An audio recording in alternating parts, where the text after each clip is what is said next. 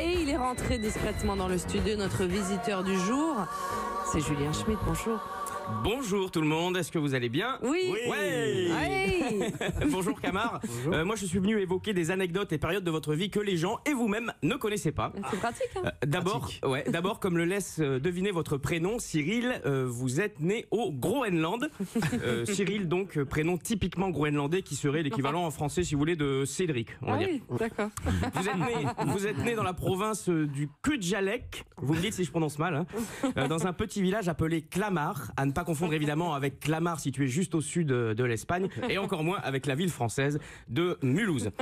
Vous avez donc grandi là-bas dans les années 80, loin d'une France qui vivait alors une époque formidable de candeur. Ah, les années 80, où l'on appelait les alcooliques des bons vivants, où le racisme c'était de l'humour et où les femmes étaient totalement libres de faire ce qu'elles veulent à manger. J'entends à cette époque encore la voix de mon père, la voix rassurante au volant de sa R21 qui dans un nuage de Gauloises sans filtre lançait « Ah, ils nous emmerdent hein, avec la prévention là, tu vas voir qu'un jour ils vont limiter à 90 en ville, c'est con !» Et pendant ce temps, vous au Groenland, vous vous régaliez de la cuisine de votre maman qui vous préparait son fameux poulet à la neige. Savez-vous par ailleurs, et c'est hyper cocasse, vous allez voir que le nombre de nos expressions trouvent leurs origines au Groenland. Par exemple, Kim Trikn Lana, reprenez-moi encore, hein, si Kim Trikn Lana, qui signifie en français il n'y a pas de fumée sans phoque, mais aussi Rikenter et Pilate, ce qui ne te tue pas te rend plus phoque, et enfin Ruku, donner ses données, reprendre ses volets. Un phoque. Bah oui, voilà. forcément. Voilà. Je suis content J'ai que vous ayez compris le système. Voilà. À 14 ans, Camar, vous quittez la ville de Clamart pour Nuuklang, la capitale, connue pour son festival du Catogan et surtout pour sa prestigieuse école d'opéra R&B, la seule au monde, que vous intégrez et où vous étudiez des œuvres comme Guillaume Tell Me Baby, Carmen and Girls de Georges Bizet ou Macbeth Tomboul Baby. Et c'est là-bas que vous écrivez votre première musique, un opéra, tragédie lyrique, prémisse de vos futurs tubes dont je vais tout de suite vous interpréter un extrait.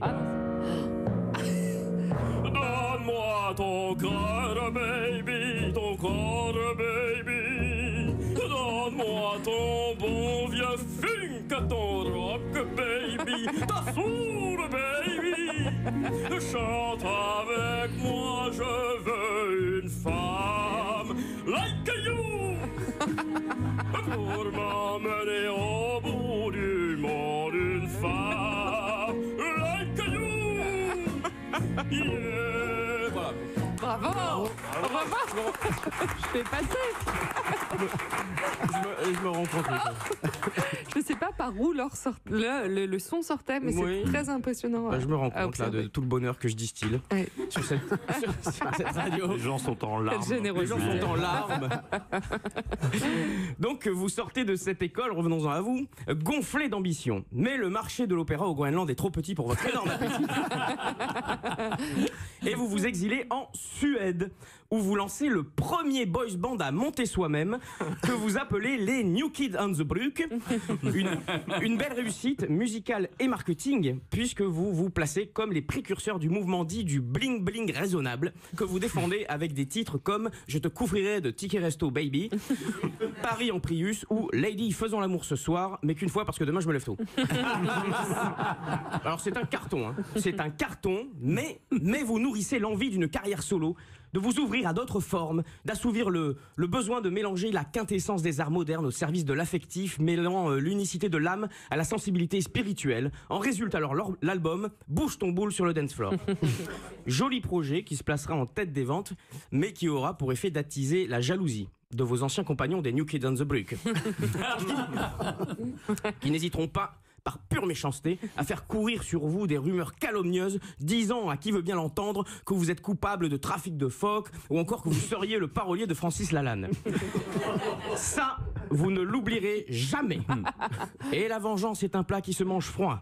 comme par exemple un carpaccio de bœuf ou un bon plat de tomates mozza. C'est la saison des tomates, j'en profite pour vous le dire, qui commence. Profitons-en, je vous conseille en ce moment la marmande, qui au mois de juin est particulièrement charnue et juteuse à la fois. On la trouve généralement aux alentours de 5-6 euros le kilo. C'est un peu cher, Ariel, je reconnais, surtout quand on pense que pour l'équivalent en euros de 3 kilos de marmande, on peut faire l'acquisition, et ce définitivement, de l'album Avenues de Camar and the Bugmine Crew, un album que je n'hésiterai pas à qualifier d'excellent de par sa production et le flow à la fois cool et percutant de Camar. Alors en résumé, mesdames et messieurs, la petite astuce bonheur pour cet été, c'est de fines rondelles recouvertes d'une bonne mozzarella, et où que vous soyez, écoutez le morceau Change en boucle, c'est mon préféré. Voilà, un bel été à tous, bronzez, buvez, ronflez, car comme le disait Pierre Bellemare, c'est bon de ronfler, on est vivant quand on ronfle. Merci beaucoup Julien Schmitt. Heureusement qu'on a raconté toute la vie de Camar avant que vous racontiez toutes ces bêtises.